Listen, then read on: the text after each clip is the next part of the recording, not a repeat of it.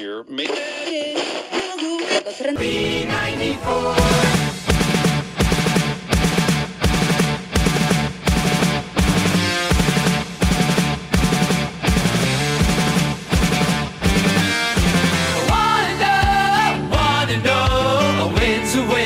We're on the road.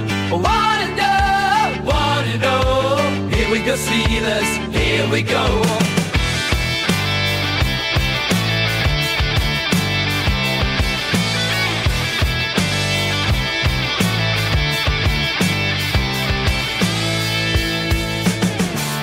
One down, 19 to go. That's how the Steelers win the Super Bowl. One down and it's a win. That's how the Steelers season begins. It's time for black and gold business. It's time for users to witness. One down, 19 to go. That's how the Steelers win the Super Bowl.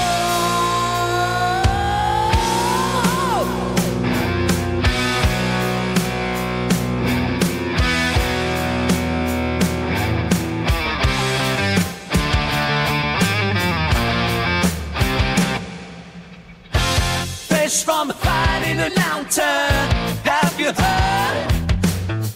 Pittsburgh took over that mess and caught some dirty birds. No touchdowns, no problem. This game and storming. Both book got us hollering. Let's turn the ball, yo!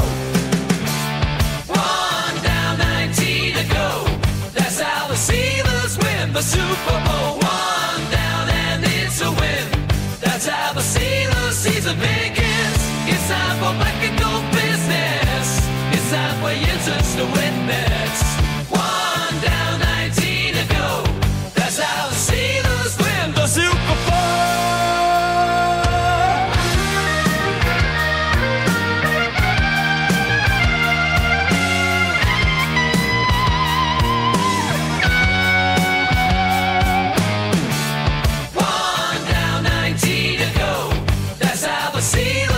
The Super Bowl, one down and it's a win. That's how the Steelers season begins. It's time for black and gold business. It's time for users to witness. One down, 19 to go. That's how the Steelers win the Super Bowl. B94. Oh, here we go, here we go. Oh, oh, oh, here we go.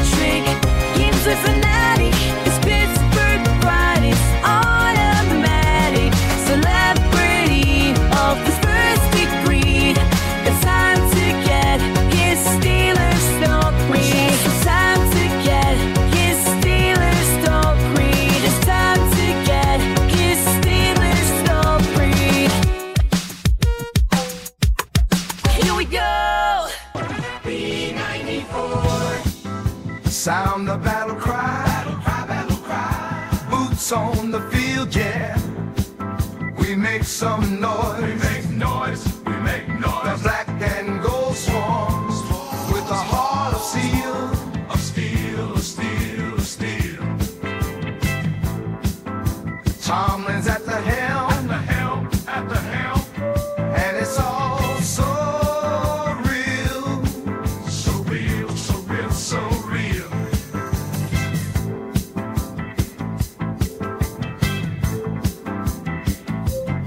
Cause I'm watching, and I'm leading, and I'm winning. I'm with the team I'm rooting for. I'm strategizing, never quitting, quitting, black and yellow, flowing through my core.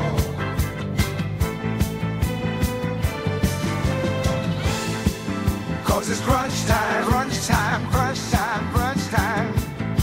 And the steel curtain, whoa, curtain, curtain, curtain. We blitzing with the force, we're bringing more. I'm commanding, command. Steel spine vision, vision, vision, vision. Steel city, pumping in my soul.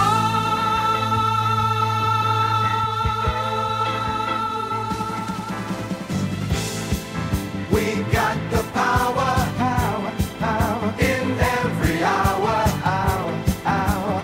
Pittsburgh rushes in. Here we go, here we go, here we go. Defense like iron, like iron. Positions firing, firing, firing, firing. But we're here to win. We're here to dominate. I'm not gonna worry about your level of concern. We talking about Twitter. Think of how stupid the average person is, and then realize half of them are stupider than that. Let's go Steelers! Steelers football is 60 minutes. It's never gonna be pretty. Throw style points out the window, but these guys will fight to the end. I can't stop winning.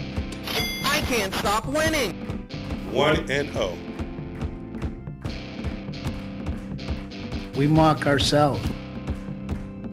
All right. It's the undefeated edition of What Yin's Talking About. The conversation about the Steelers' social media conversation, exposing all your hot and toxic takes. And my God, it was the first half.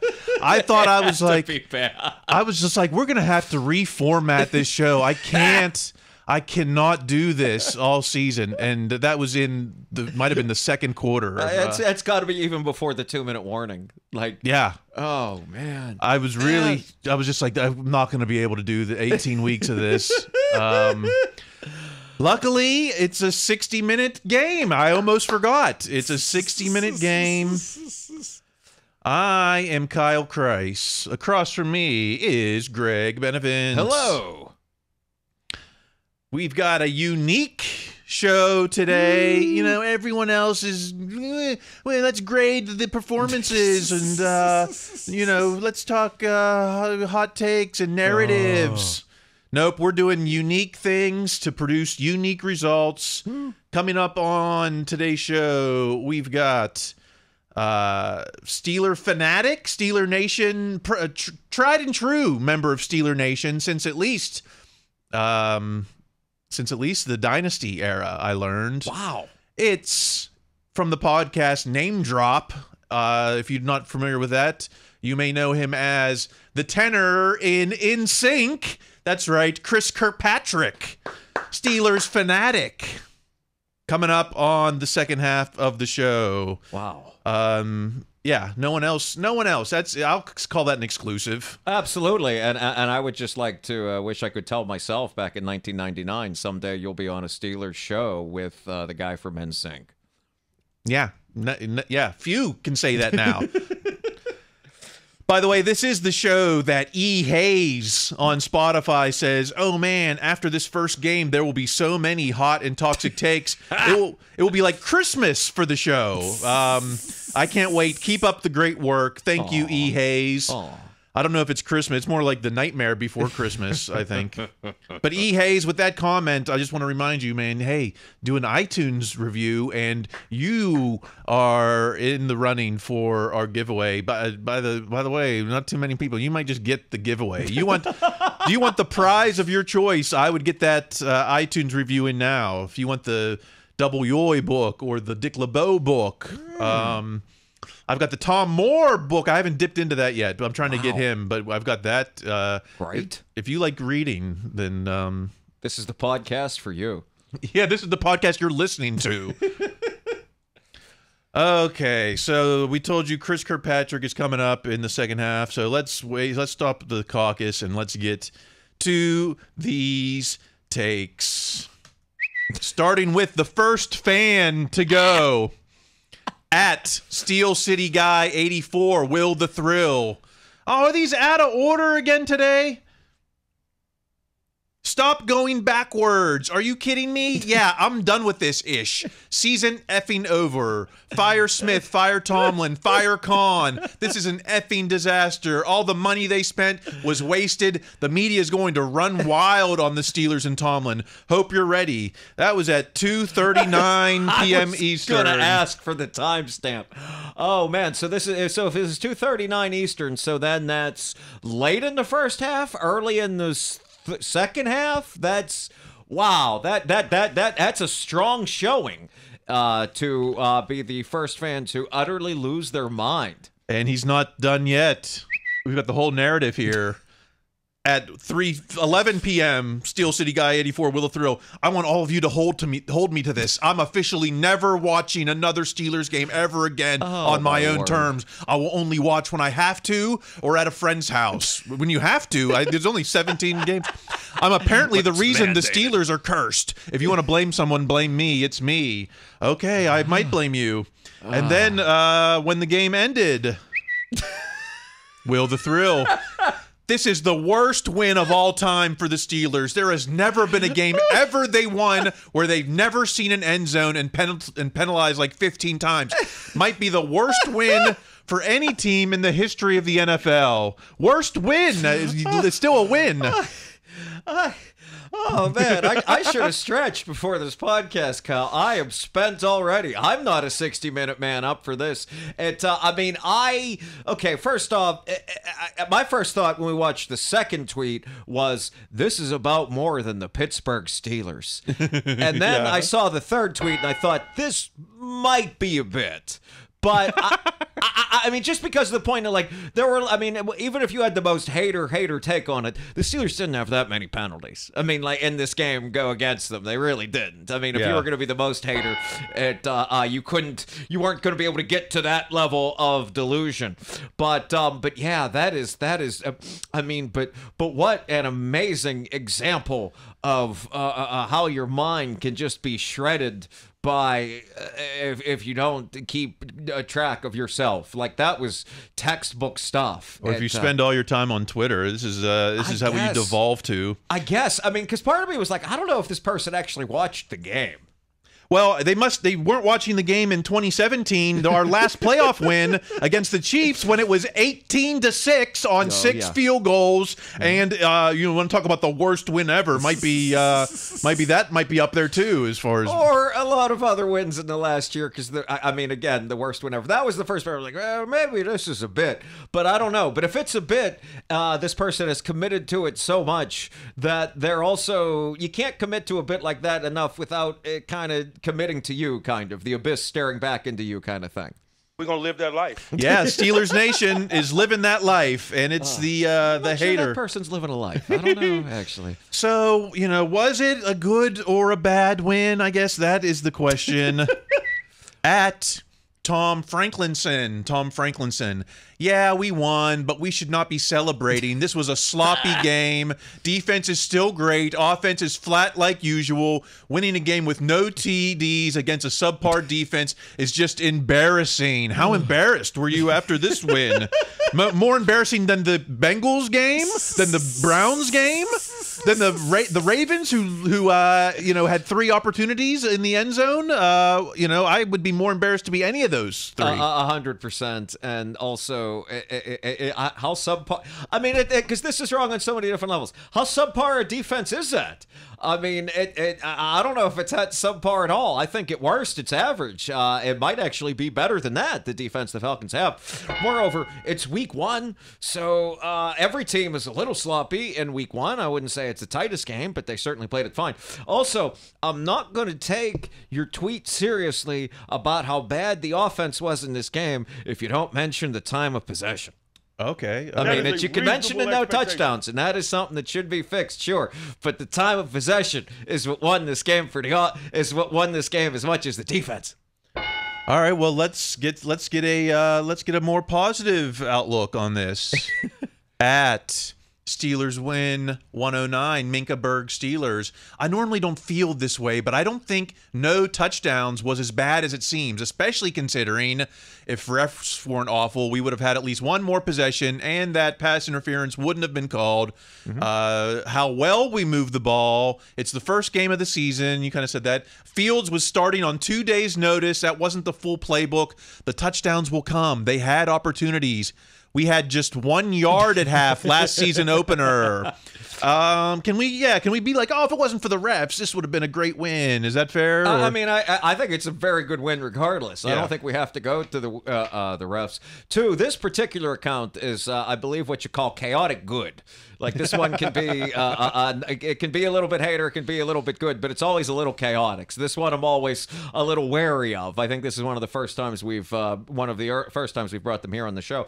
But yeah, I don't see a whole lot negative in this win other than they didn't get. It was only like one. It was the passing game only went to Pickens, but I'm struggling to see too much negative in that. Sure, I would have liked to have seen some touchdowns, but man, I will take having the ball for more than 10 minutes more than the other guys. I'm not overly concerned about all that little cute minutia. Right, it's a win. Who cares about the minutia?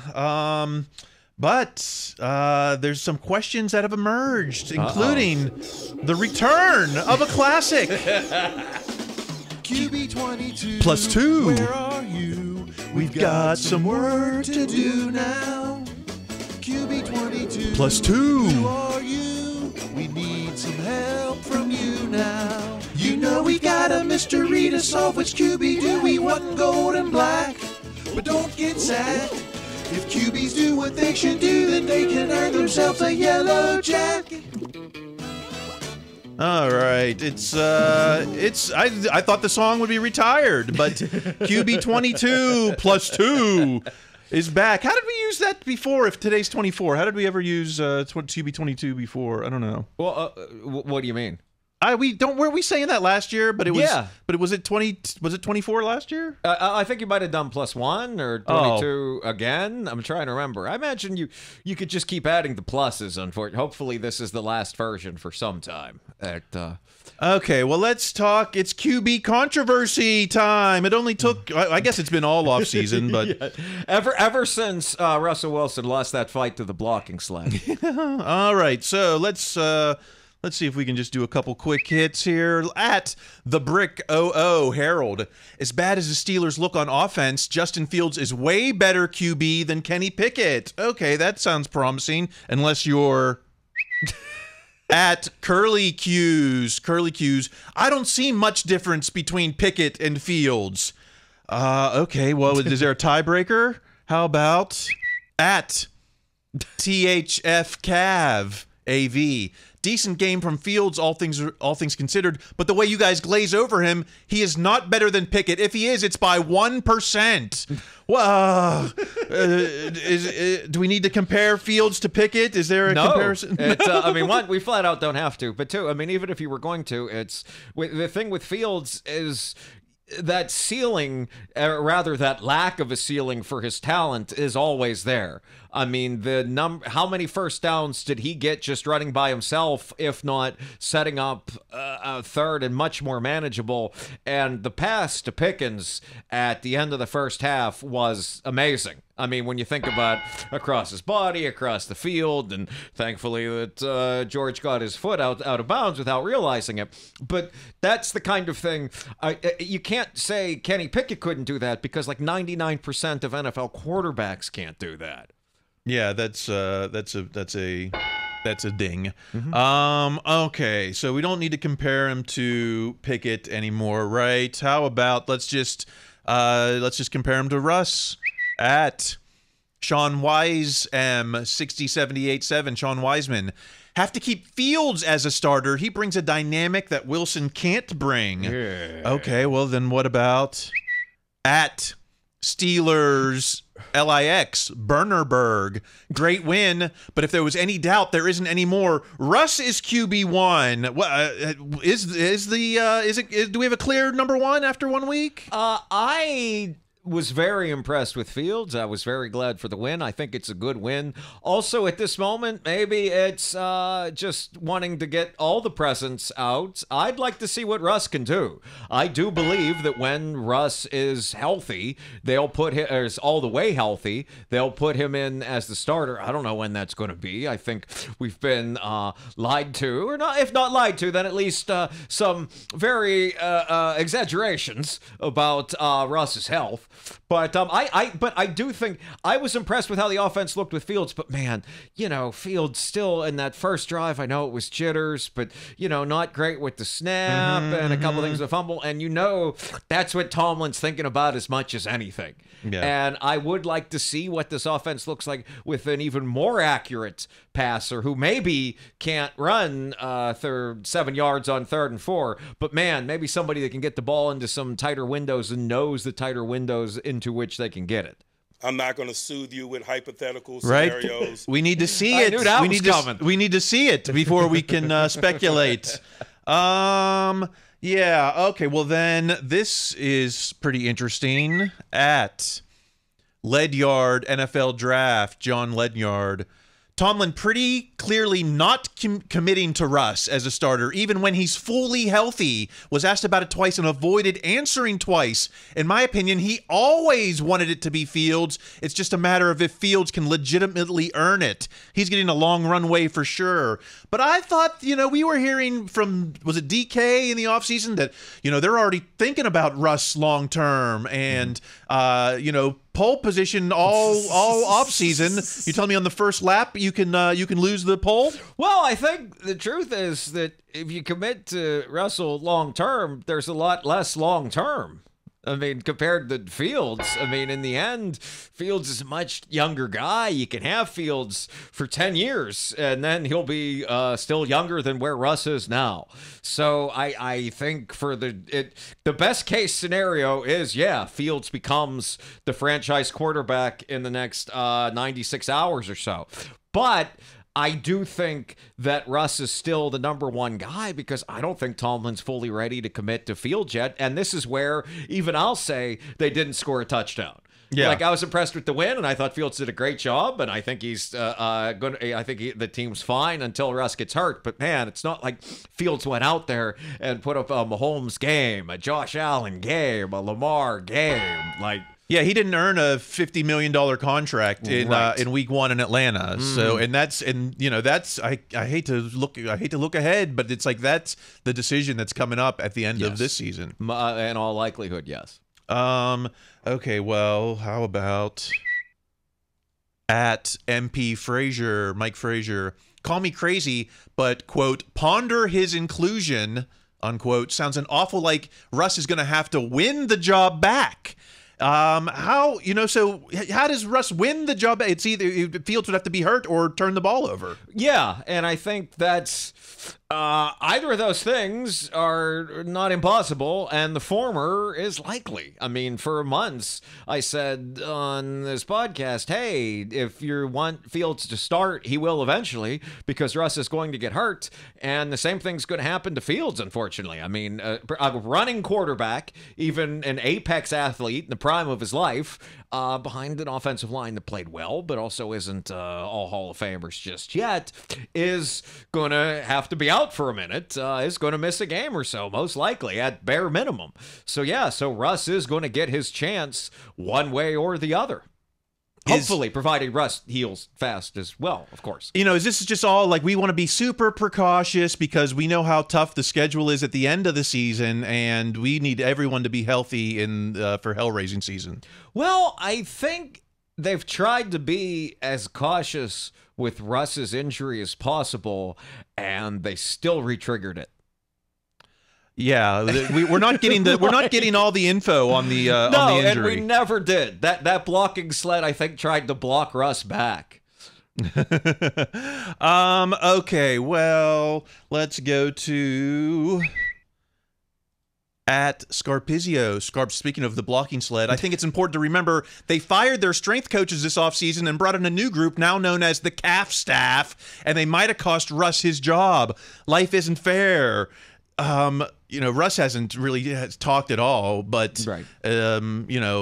If he came out and said, I mean, he's not going to blame it on anything on like the staff. No, he's absolutely not, because if how do I word this? If you like getting hurt by the blocking sled sounds as absurd as like, I got hurt because like I tripped over the kids' toys at home.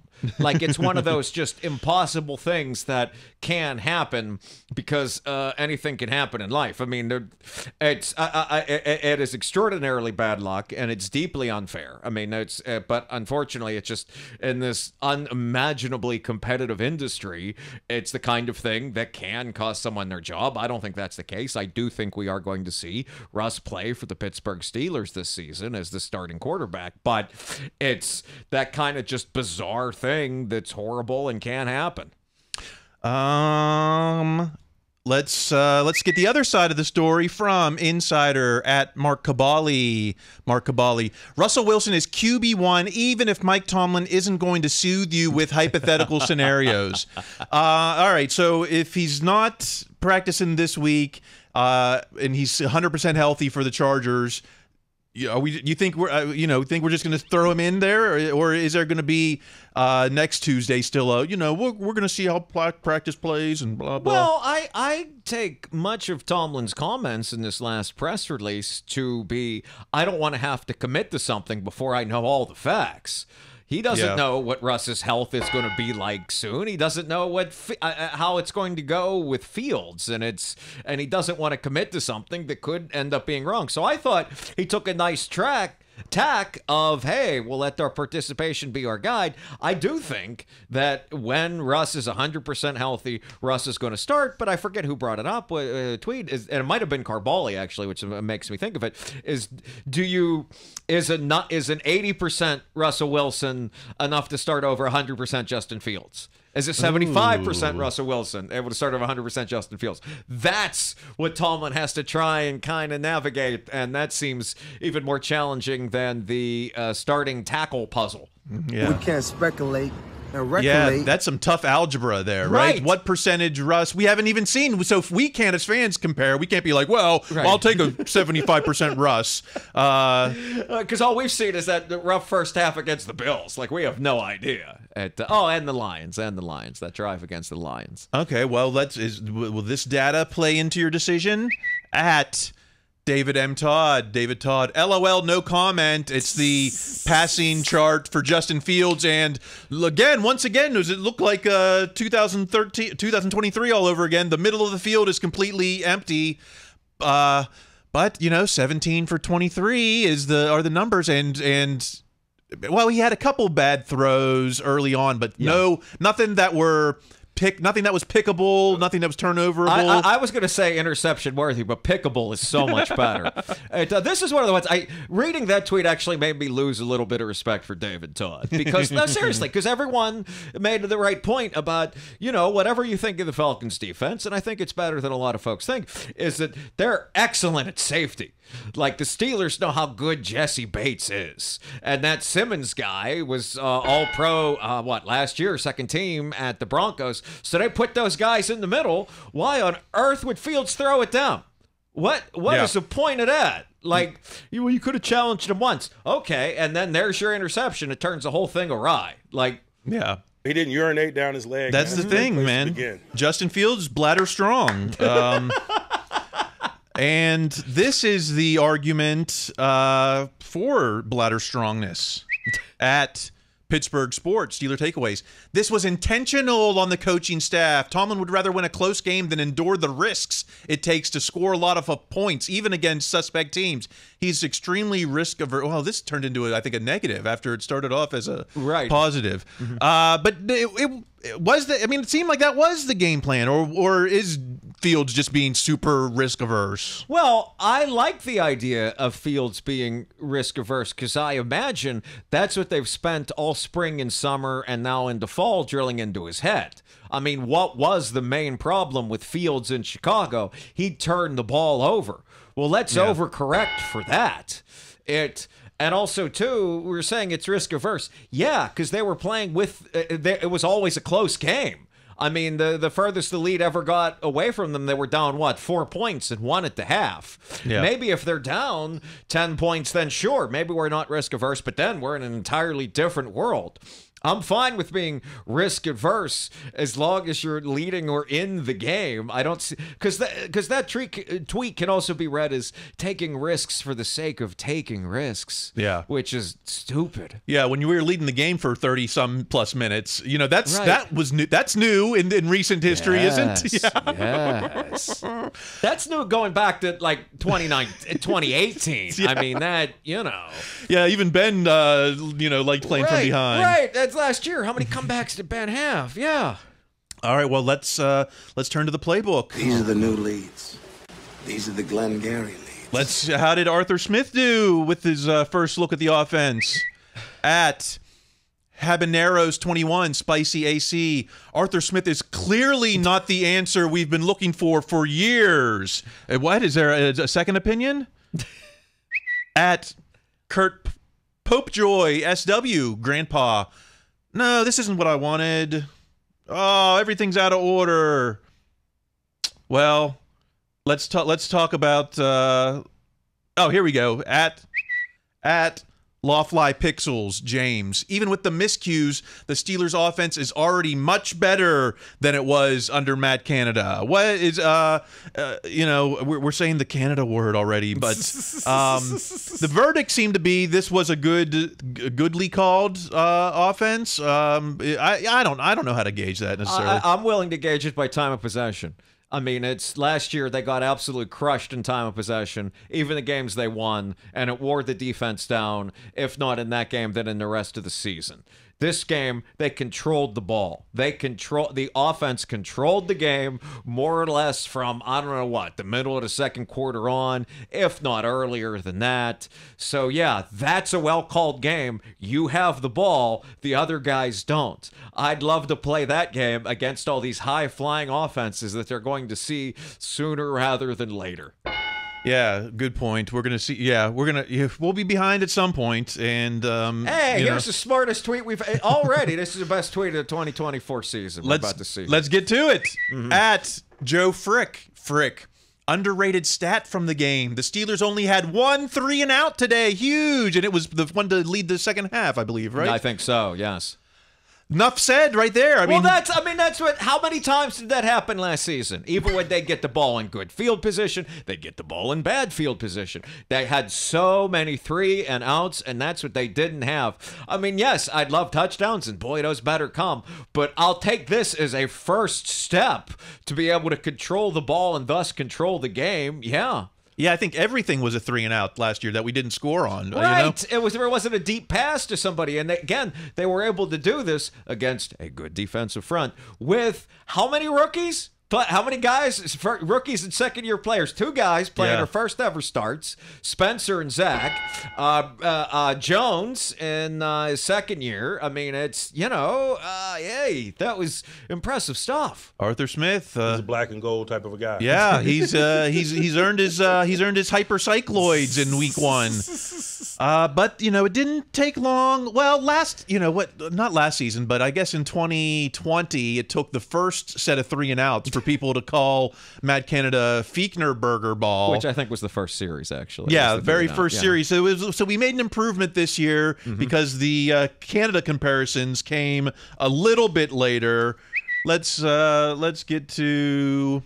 back to David M. Todd. Note to Steelers fans on Twitter, any bad play will be referred to as a Matt Canada play for about 3 to 4 weeks. If the offense is good, that will continue. If not, Arthur Smith honeymoon will be over. And it didn't. I think it took the first end around for us to get at JD Pros, Wow. JD Pros Senior. Matt Canada's ghost calling plays for the Steelers today? Well, I mean, factually, Matt Canada's still with the living. So, the first ghost to haunt while you still live. That's a new twist on the ghost story. I think Ghostbusters Frozen Empire did that, though. I think they were able to transfuse between the living and dead. I don't know. I forget what book of the Necronomicon it's in. When the Steelers fire you, you go to purgatory. So you're actually in the middle ground there. I mean, I was going to say, David M. Todd totally redeems himself with this tweet about about Arthur Smith. Yeah, I mean, I was going to say, you said the end around. I don't know if we're talking about the same play, the ones where like Pickens would lose 10 yards. Yeah. And I want to say there were like a couple of those throughout the game that I was like, okay, that probably didn't go as we planned. But no, the offense was genuinely improved. I know. You know how I know? Because I saw more of the offense because they were on the field. More. Yep. For the record, the first Matt Canada reference of the season goes to at SSN_Steelers, sideline Steelers. This was at 1:40 Eastern. This had to be that end around. Steelers playing for the field goal. No, this would be before that. Steelers playing for the field goal instead of going for touchdowns. Is Matt Canada in the building? Wow. 32 minutes. Yeah. 32 minutes from kickoff in real time.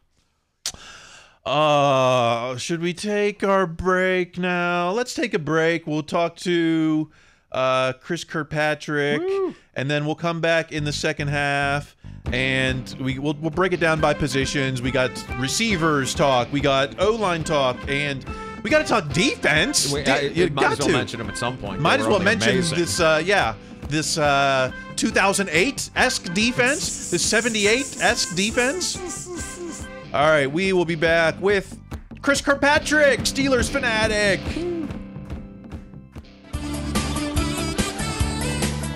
Help me out here, Coach.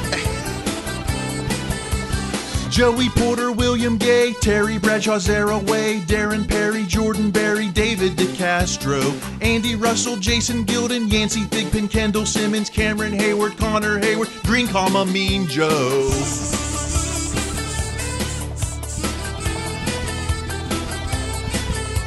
Slash Duck, Bubby B, Big Snacks on the PUP, B-Mac breaks up Reggie Wayne, Troy Speech at the Hall of Fame, Debo's picking 43, Woodson's got a healed knee, Kimu Atu Fuamatu Ma'afala ball game. Yins didn't start the fire, it was always burning since the towels were twirling.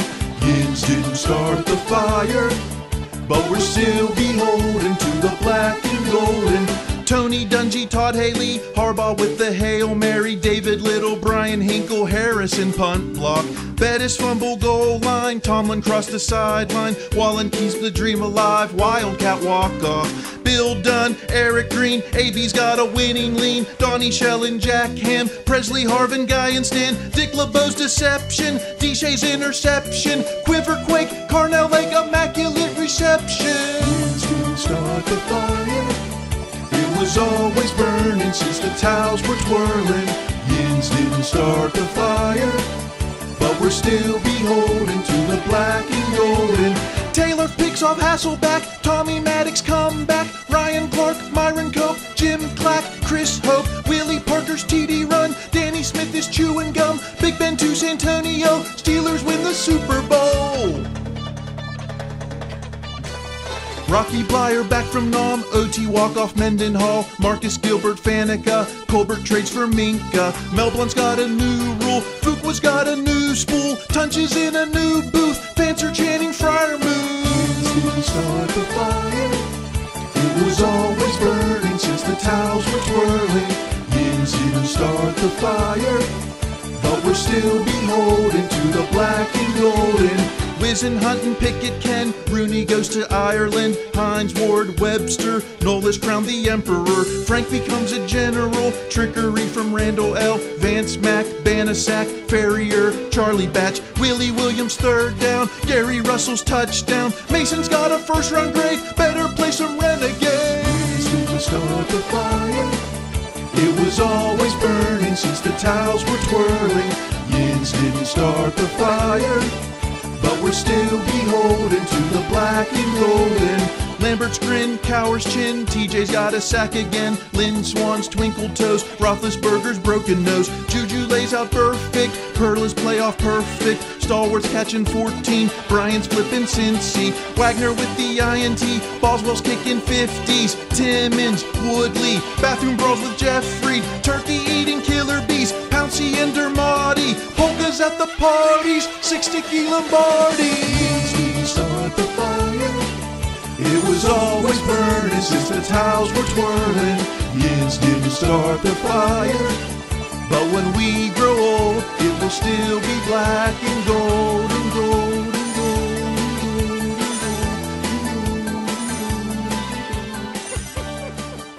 gold. Yeah. All right, welcome back. Very excited to talk to today's guest, a proud member of Steeler Nation. He's one of the hosts of the podcast Name Drop. He's been on the road all summer with the Pop 2000s tour and, of course, a member of NSYNC. Chris Kirkpatrick, welcome to What Yin's Talking About. Yeah, What Yin's Talking About. Thanks for having me on. So let's start at the beginning. You were born in Clarion. So when did your passion for the Steelers begin? You're a Steelers fan, right? I mean, it's pretty obvious we don't get to choose. Yeah. We're like, we're like 300. They hold us over the rocks, and when you're a baby, if you don't say Yins or if you don't say dem Steelers or whatever, they drop you and move on with their lives. But yeah, since the day I was born, I remember as a real little kid running around and having all the police officers at the time. They used to have those football cards, but they were like bigger than football cards.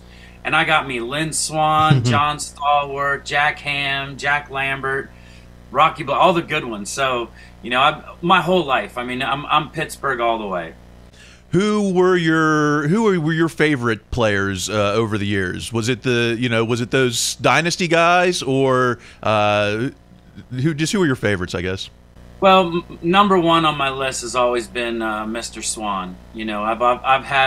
I even as a little kid had a little doll that my grandma crocheted or something of Lynn Swan, and at one point the other 8 started to fall off, so it looked more like an 89, so I had to fill it back in to make it back to 88. But Lynn's always been my favorite player. I've always been a big John Stallworth guy. And then more recent, the 90s, 2000s with Ben's team and Buss and Heinz Ward, all those guys. I was just in Pittsburgh a couple months ago playing in Troy's flag football tournament, so I got to reconnect with a lot of those guys that I haven't seen in forever. How did you how did that all come together? I think Troy called it the Resilience Bowl. I think that was the first year for that. Bowl, yep. So they called me up. They know I'm a big Pittsburgh backer. I always go back, try to make it back for a couple games every year. If not, I'll go see them on the road somewhere. I've gone back and sang the anthem, so anytime they're doing something, they'll call me up and ask if I can come be a part of it, and if I'm not busy, I'm there. Some of those guys have been away from the game for a little bit, but I'm sure they can't hide their competitive spirit. How was the game? Were you able to run around with them, or was it more just kind of casual? Yeah, come on here. Those guys are competitors. I was joking with Troy before. I was like, listen, man. I was like, y'all got to go easy on me. You know, I'm old now. I've got bad knees. I can't be. He's like, oh, Chris, don't worry about it. We're only going to go 40%. And I'm thinking in my head, yeah, but your 40% is my 800%. Yeah. Especially Troy. Like, Troy, 40% is like, you know, still most NFL players 100%. But yeah, they were real competitive. Ike Taylor had to take a shower afterwards because he was sweating. And I know Ben, once we started, we were on the Generals team. He put all the musicians and everybody on one team, and Troy had the other team completely stacked. So once his team started losing a little bit, Ben came out in a no huddle and just started, you know, getting a little too serious. I'll tell you, Debo, James Harrison, that dude still looks like he could play. Like he's so scary. Like, there was one ball that went over in his direction. I was like, you know what? I'm gonna let one of those little TikTok kids run over and grab that one. I'm gonna go the other way. So there were, I mean, besides all the Steelers legends there were a good number of celebs too. Who was everyone trying to get some FaceTime with that day?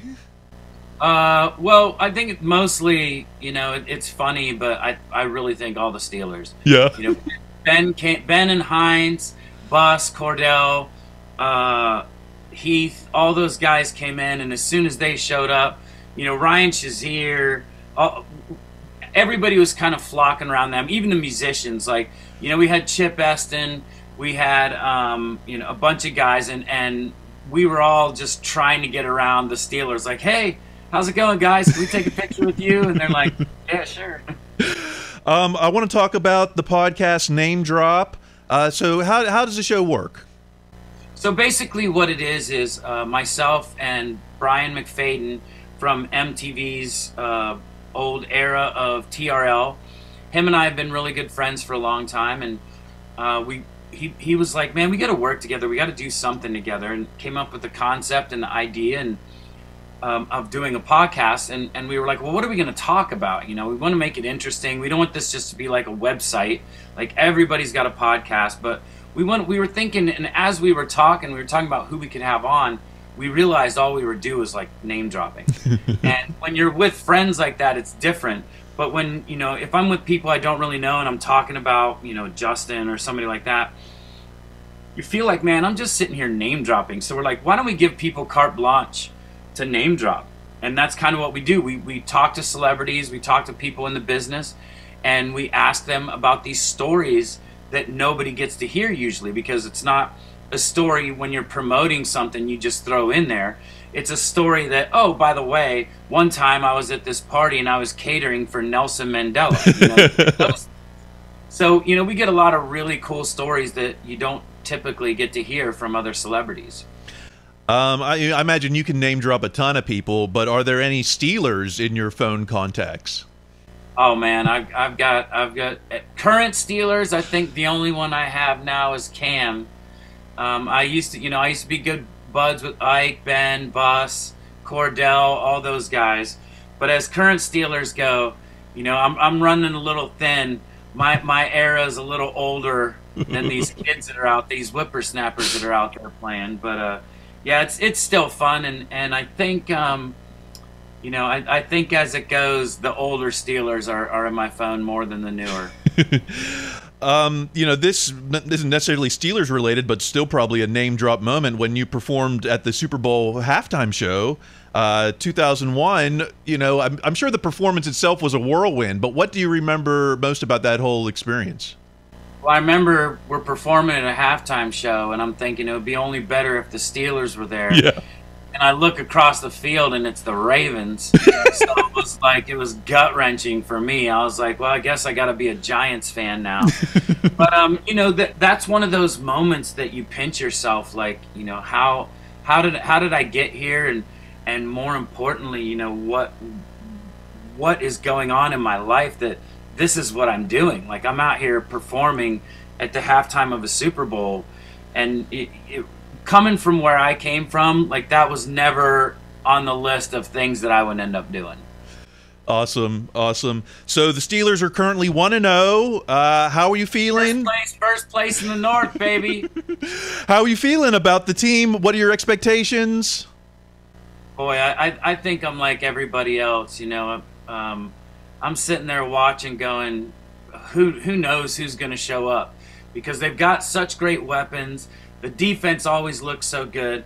I think no matter all the accolades you can give number 90, I still don't think he gets the respect he deserves. I mean, they talk about Myles Garrett and some of these other, guys, and I'm like, yeah, but nobody does what TJ Watt does week in and week out. And the fact that he didn't get DPOY last year was a travesty. I was actually more upset by him not getting that award than I was by us, not making the playoffs or not, doing anything after that, because that man deserves it. He's Steelers, through and through. He's Heinz Ward. He's Jack Lambert. He's what we build the Steelers organization on. And to see him always excel, and even in that first game, seemed like, I can't get in trouble for saying it, but I know the refs were against us. Yeah. Every time Watt made a great play or did something, they had to blow some stupid whistle because they don't want him getting it again this year. He's too easy. I don't know. I'm hoping for a great season. Getting these two guys in at quarterback, I really think it's the first year that I've got expectations for the team, and I'll be a little bummed out if we don't make the playoffs and at least make a little run in the playoffs. Hopefully win the Super Bowl, but I'm also a realist, but we'll see what happens. I think we're still missing a couple pieces, and once we get those, we had a great draft. When I went to the Buffalo preseason game and was talking to Omar Khan, and I was like, dude, I need an Omar Khan jersey. Yeah. I need these players. Let's get me some Omar Khan on my back, because that guy's been amazing for the Steelers. But we'll see where it goes. If Russell Wilson gets healthy and comes back and leads the team, or if Justin leads the team, either way, I'm a fan of both. So it's nice to have a quarterback back there that, especially with Justin, that the minute he gets outside the pocket, you're yelling, run, run. With Ben, it was always like, get rid of it. Yeah. But with this guy, you're like, take off. Let's love it. You talked about Omar. What's he like, person to person? Is he relatable? Is he all business? Oh, no, he's real relatable. Really, really nice guy. Really, I got to visit him. I met his family. And, he definitely, smart guy. I really think, I feel like I'm watching the movie about the Browns with, what's his name in it? I don't talk about the Browns, so whatever. But whatever that movie was, where they're all running around on draft day figuring stuff out, and it's like he just has that mentality of finding the right guys. I feel like we go to teams and give them some guy that we don't need, and then end up, oh, we need something from them. We're going to lose it now because I'm talking about Chicago. Yeah. But then we still get a deal on the guy coming in. So it's like, how he does it, I don't know.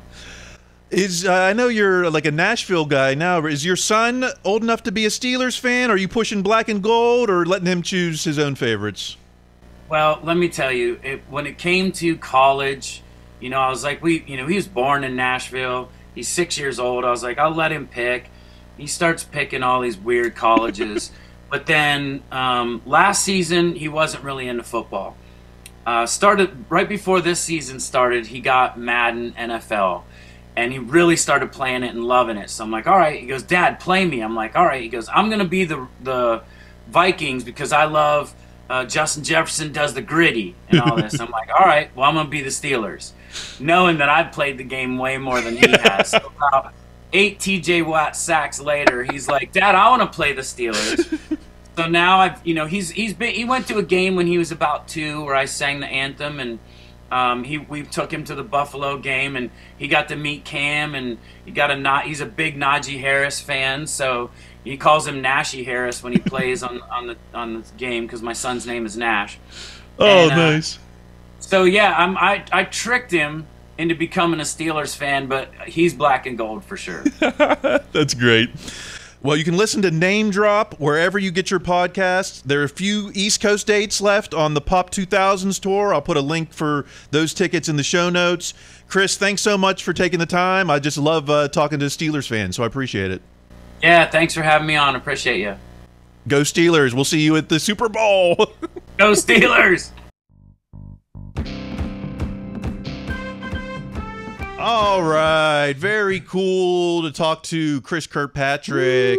Buddies with Omar Khan, and that's so wild. Yeah. So, okay, we still got a lot of toxic talk. Oh, jeez. Let's talk running backs.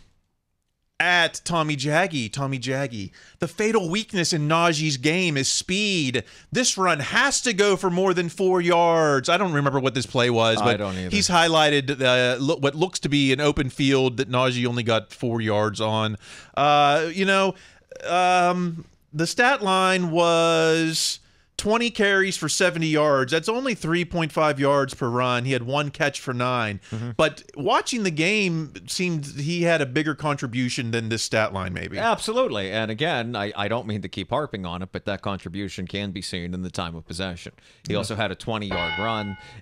Now, that said, the knock on Najee was always going to be speed. I mean, he can do everything else, but he's not the fastest running back. But where I do have a little bit of faith in Arthur Smith is that he'll be able to design more plays around that. The idea of, hey, a lot less of let's have Najee, blow past these guys, and rather let's have Najee blow through these guys. And I also think maybe that's one, I don't know, they would have had Warren out there who was clearly not 100%. Which was the reason he didn't have many snaps at all in this game. Let's talk Warren. At Hug a Chud, Garbage Monster 69247. Did Warren piss off Arthur Smith? Patterson is 100 years old, but is getting a lot of play. Well, let's see. Technically, Warren was 2 carries for 7 yards, 2 catches for 13. Patterson, 4 carries for 13. So they had the same number of touches. But, yeah, Warren was definitely, at least on the eye test, was not visible out there. Right, because he's not 100%. He's still not all the way healed. And also, the running game with Najee was working. I mean, there is kind of a feeling like, hey, we want to get everyone involved, but also we want to keep this going, too. They were moving the chains with Najee, and they were also, and I think this is going to cut into the carries, too, they were moving the chains with Justin running as well. Yep, that is correct. Well, I can't find it. I can't find the quote, so you just get a... Okay, how about let's talk receivers. Why didn't he pick him up and put him down? Yeah, there was not a lot of picking up and put him down. In fact, we got at Stats Guy Daniel Valente, Steelers wideouts versus Falcons. George Pickens, 6 catches, 85 yards. All other receivers, 2 catches, 8 yards. It was a one-man show. This is kind of what been the fear all offseason. Yes. That, okay, they're just, everyone's going to be able to, double team Pickens. But Fields seemed to have... on one hand, you could say, oh, Pickens got all the attention, but it seemed like Fields was trying to make that happen, was trying to be consciously give Pickens the ball. I think there's something to that. I also believe, there will be a loss later this season where this stat that we just saw is weeks prior is what leads to that loss. This is where, the zombie bite that later on leads to the full infection when they do lose a game. But yeah, that was an ominous stat. It worked for now, but eventually that will be a problem one way or the other. Then again, this Falcons team had 2 great safeties and 1 very good corner, and not every team is going to have that. And the teams that don't might be more susceptible to getting beat by a tight end. And we saw Pat Freiermuth get the second number of targets, I believe, or at least the second number of yardage. Makes sense. Now is this a problem? Speaking of number 2s, who does number 2 not work for? At Steelers_DB, Derek. Look, man, I don't know how else to say this, but this is a problem. We're looking at, if you look back in the backfield where Justin Fields is, that's Van Jefferson totally whiffing on. Oh, okay. On his block, and if you looked at all of the. If you looked at the All-22 and Van Jefferson Didn't have a varsity game as far as blocking. That is a problem, because if you're not going to be able to catch the ball or be that kind of number 2 receiver, you should be the one that blocks the number 2 receiver. And also, Van Jefferson's not like a small guy, so that is a concern. Now, it could just be, I don't know who that is he's trying to block. Maybe that guy's very good. Maybe that or Van Jefferson just had an off game. But yes, that too is something ominous that they could absolutely improve. Well, also remember there was like it wasn't necessarily a screen, but they had the 2 receivers out front to block, and he still couldn't get the first. They both kind of whiffed. I don't know if it was Austin and Van Jefferson. I don't know. And Austin shouldn't be blocking anyone, period. Austin's slightly bigger than me. So, the blocking all around is on those receivers. Yeah. We didn't. We'll talk O-line in a minute, but now the other thing with receivers, it's the hat trick from @David M. Todd. David M. Todd. Pat Freiermuth 50 snaps, Michael Pruitt 40 snaps, Darnell Washington 37 snaps, Connor Hayward 5 snaps. So there was a lot of this 2, 3, 4 tight end sets. A lot of tight ends. But what I noticed is I don't even think when they had the 3 and 4 tight end sets, Pickens wasn't even the receiver out there. It was like Scotty Miller. They went like jumbo. Right, some like blocking. The biggest formation possible. Yeah. It kind of telegraphed that it's going to be a run that way. Here, we're going to run on you. Come try and stop it. Yeah, we've got Scotty Miller and 4 tight ends on the field. I wonder what they're going to do. So, the first time that they do a play-action pass to Darnell Washington, it might take it to the house. But yes. Until then... And he did have a nice play. I forget if he got the first down or he was just short on his 1 catch in this game. Yeah. No, but I was surprised Connor got that few of snaps, but that very well could be the thing, again, based on who they're playing. Let's talk big boys. It's good to see the big boys. Okay, and I think this week, was it good? I think it might have been. I think it was. At your favorite YouTuber, Jack_Sperry. Jack Sperry. I know it's only week 1, but Dan Moore Jr. had an 88.7 pass block grade against Atlanta, backing up his strong training camp in preseason. Unless he begins to regress heavily or misses practice with an ankle, he needs to be kept in place. Whoa, this is the first Dan Moore keeper. Keep him in place. Where's the extension? Is it next? But I kind of agree. Dan Moore is not giving up that left tackle job without a fight or without a sprained ankle, I guess. Right, and I think that's it. He played a very good game. He cemented again this great career he's going to have. I'm fine with keeping him out there until he's not the guy, or until either he's hurt or that Fautanu and Jones, because they have to be in a package, because Dan Moore can't play on the right side for reasons that science isn't 100% sure of. But until they're both ready, and when they are, how great that'll be. But Dan Moore played a good game. His efforts contributed positively to that victory, so that's fine. Keeping him out there. Yes. Yeah, he's holding the balls in big. Well, he's holding them. Not holding them. Maybe that's the key. There were no holding penalties, or what's there? There might have been one, but I can't. I want to say there was one, but it was like on a special receiver. teams. Yeah. And besides the OPI, okay, we can actually talk something positive. Let's talk defense. Hey, starting with. But are the takes too hot on defense? At Matt Farr _50, Matthew Farr. The Steelers' defense is definitely championship worthy. Can we say that after a? I don't think I can ever say that after week 1. They had a championship worthy performance. And again, I think the Falcons are going to be a good team that will compete for a playoff spot and that division. And I've heard their offensive line is very good, but I have no idea. And it's still week 1, and weird things happen in week 1, so no one is ready. I'm not ready to say anybody is championship caliber or basement caliber after 1 week.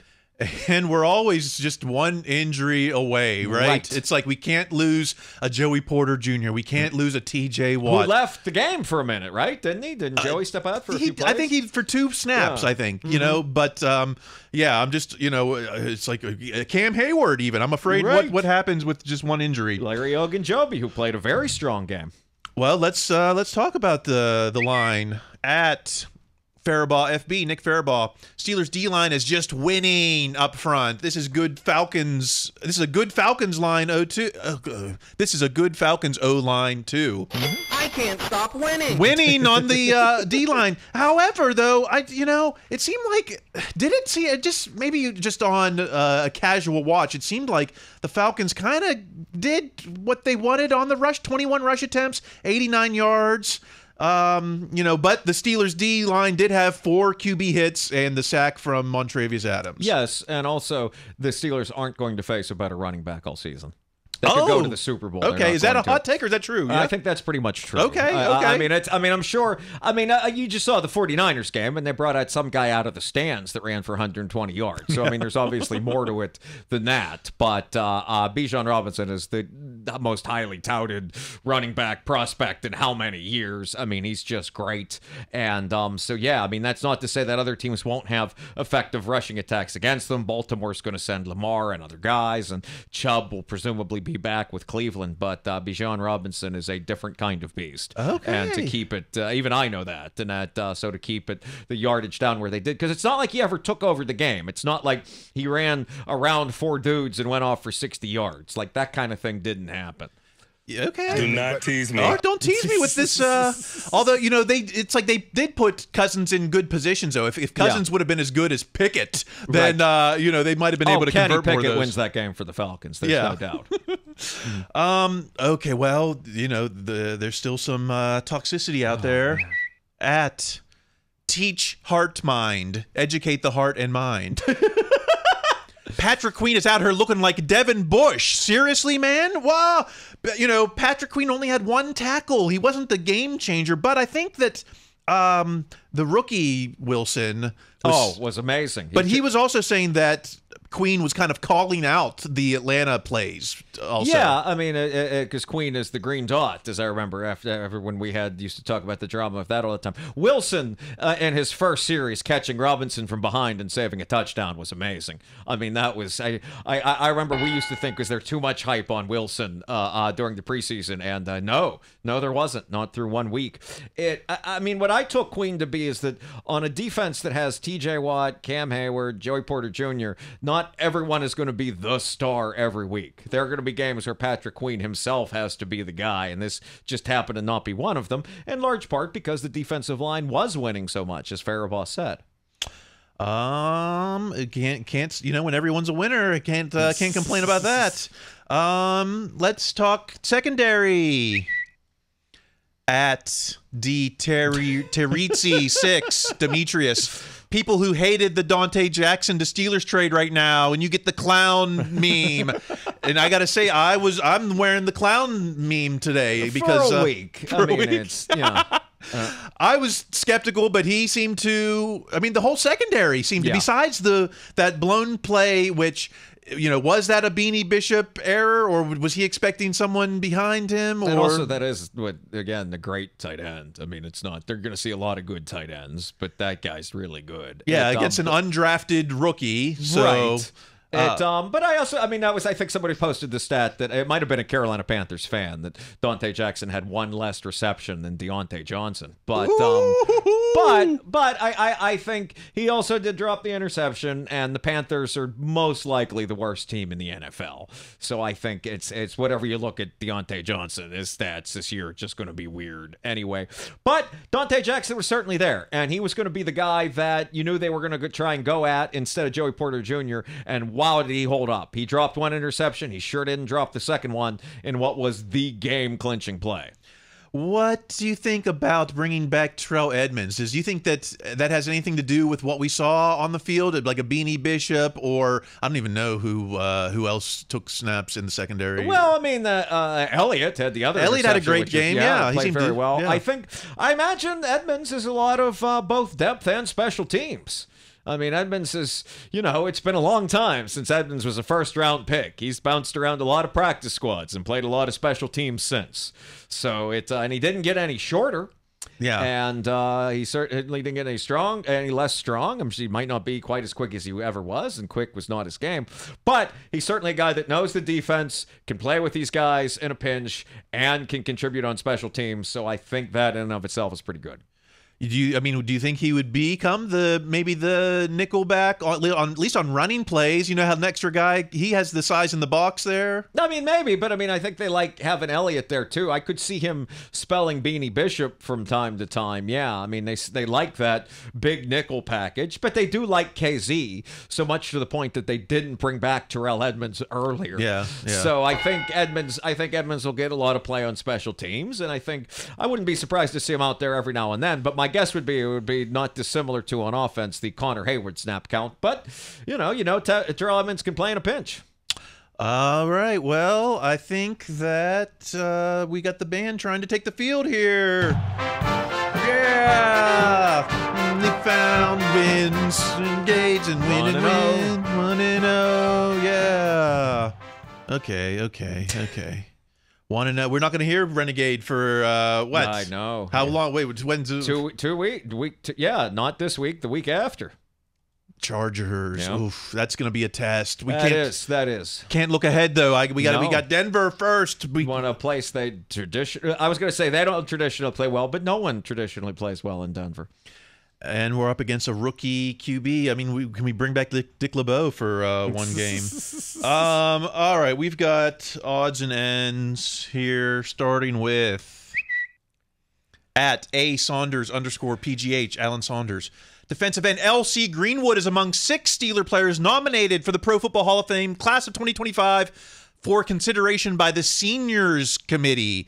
Well-deserved and long overdue. Now, here's what this is about. So they have 183 players in this first nominating round. You know, only 3 will be finalists considered for enshrinement. Mm-hmm. And the 6 Steelers are L.C. Greenwood. Norm Johnson is now a senior selection. Wow. Defensive lineman Big Daddy Lipscomb from the same old Steelers era. Yeah. Linebacker Andy Russell, late Andy Russell. Defensive back Mike Wagner. And also from the pre-Dynasty era, Byron Whizzer White. Oh. So, yeah, L.C. Greenwood, I would, definitely say, but only 3 out of 183. It's just those odds are so long. I mean, L.C. Greenwood is certainly deserving, but wow, that is a tough bottleneck. And some of these other, of course, across the league, there you got like Cincinnati, Ken Anderson and Boomer Esiason, former QB coach Ken Anderson, Ron Jahouse. Wait, Boomer Esiason isn't in the Hall of Fame already? Right. Oh. So, I mean, that he could doesn't be. have a Super Bowl, so yeah, But that's why you got to consider him for that. Yeah. Ron Jaworski, these TV guys are beloved by the people who make these decisions. Phil Simms. 2-time Super Bowl champ. Herschel Walker. Okay. Roger Craig, who might have 3 rings or 4. He might have 4. Tom Jackson, another beloved TV personality. And also a member of the Broncos Ring of Honor. And Sterling Sharp. Who has at least 1 ring. So CBS predicts the 3. Now, just because the 3 finalists doesn't mean they all get inducted. They still have to consider, they might just do 1, or maybe they'll do all 3. But CBS predicts the 3 will be Roger Craig, Sterling Sharp, and L.C. Greenwood. Okay. Well, this is how LeBeau got in, right? Yeah, LeBeau and also Donnie Shell. Okay. Or with Mel Blunt. One of the Donnie Shell. I imagine Blunt was in the original way. So that's. I mean. So 3 be finalists to have a chance to get in. I mean, I think if you ask most people with those names, give me the top 10. I imagine LC is on just about everyone's top 10, which would give you a pretty good chance of being in the top 3. So that makes once you said that way, and CBS had him there, I could see that. That is a rough narrowing down. Yeah, but just watch these TV personalities. I think that's how Cower got in. I think it helped a lot with Cower, yeah. I mean, his numbers are always the exact same as John Madden. I remember Bouchette saying that all the time. And, God, now I'm thinking about being at Three River Stadium, and Johnson would kick a field goal, and then on the scoreboard, they'd have George Wendt enter cheers and say, hey, everybody, in the crowd would chant, Norm. That was great. Wow, I am old. Yeah. When I'm thinking, I saw this, I was like, what?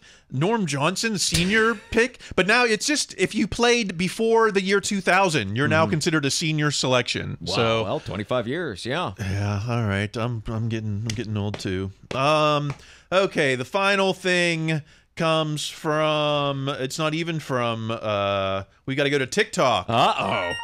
The final word from at JR and 48 on TikTok, and it's Steelers over the Falcons. We've got some inside some correctional facility where they were placing the bets, and it was this one guy picked Steelers all the way, and you can see what they're wagering with. It's a lot of ramen noodles. I think I see 2 Mountain Dew red flavor, whatever that is. But this guy made a killing betting on the Steelers in the prison here. So I didn't know. I mean, I guess you get a lot of TikTok posting in prison. That was how does this guy get the phone in prison? I mean, did they get the red zone or the NFL Sunday ticket too? Wow. I mean, not a bad snack haul here. I mean, there's a lot of snacks going on. I've certainly been at parties with more paltry snacks than this. I imagine you have, Kyle, as well as many of our viewers and listeners. Better odds than FanDuel, I'll say, with here in the prison. Yes. Well, then again, if you're on TikTok, you could probably get on FanDuel too. So yeah, no kidding, no kidding. Oh my gosh. Well, I think that is what we've been talking about today. If only Coach could confirm it with us. That's what we've been talking about. Thank you. 1-0. Only 19 more to go until we hit the sticky Lombardi. I can't imagine how we would do this show if they actually won a Super Bowl while we're doing this. I cannot imagine. We deserve it. If anyone you deserve it. I could be. Yeah, I'd be one of the other guys coming off the bench, but you deserve it. All right, keep the conversation going on social media. We want your reviews on iTunes, please, so we can get some eyeballs. You know, Chris Kirkpatrick deserves eyeballs.